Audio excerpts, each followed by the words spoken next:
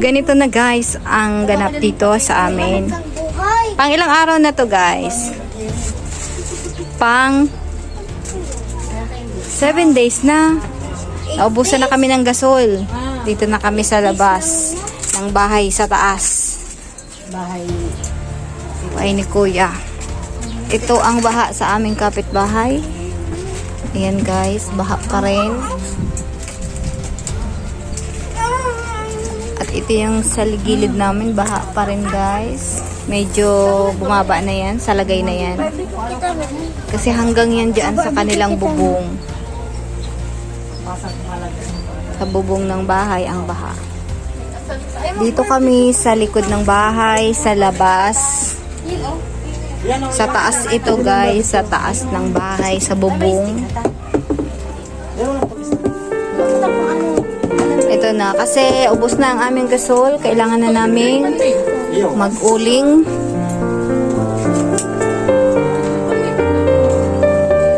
Mga sampay dito sa bubong.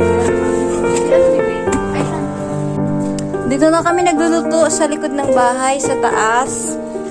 Baha pa rin guys sa baba, mga kaibigan ko. At ito ang sitwasyon dito sa Minalabang Kamsur. Lahat nasa bubong ng bahay. Ay, abusan na kami ng gasol. Kailangan na namin mag-uling. Ayan. Ay, kasawata. At ito, pang 7 days na guys. Buti po sila nakapagsampay na.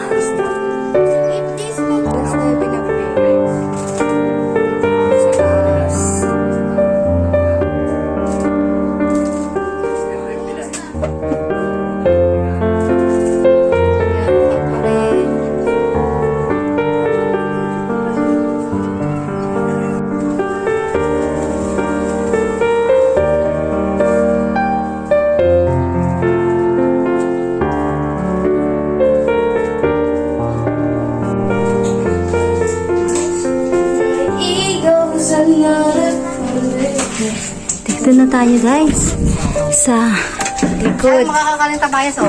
Kain-kain na tayo. Tapos wala kakatong ano siya ni. For the first time nakakain ng prutas.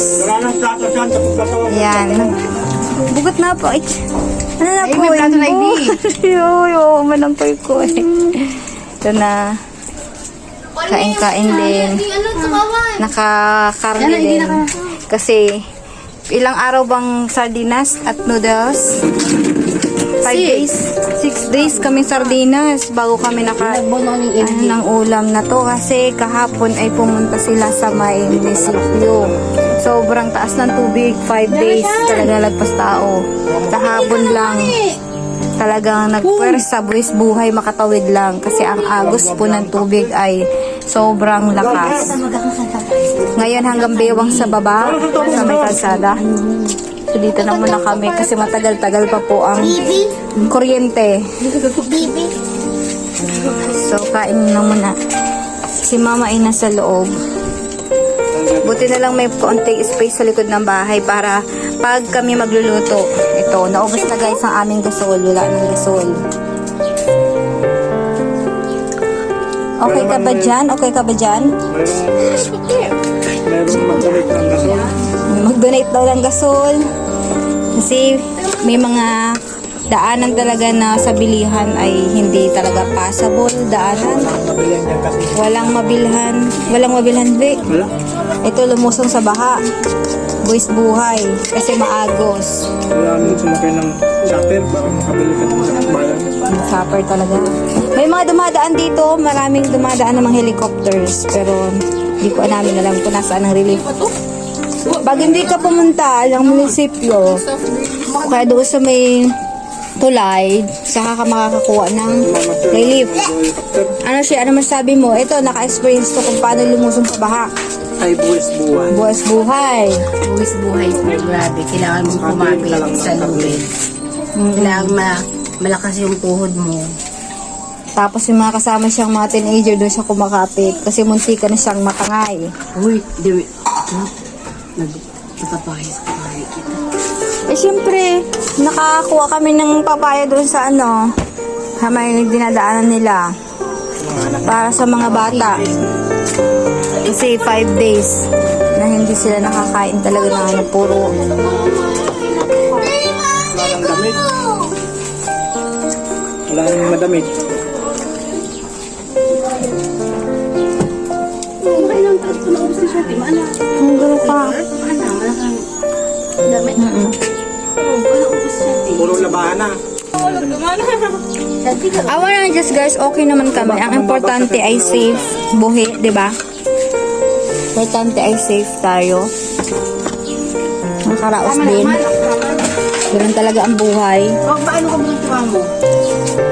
Importante ay nakasalba tayo sa baha. Kasi alam natin na may mas talagang marami pa dyan ang talagang lubog at mas mahirap pag nasa evacuation guys kasi talagang sama-sama kayo lahat pati mga hayop iba-iba kaunti lang ang space niya nikutan niyo diba we have to thanks kasi diba buhay tayo nakain pa rin kahit hindi alam natin kung ano ang susunod ulit bahala na si Lord diba Pong.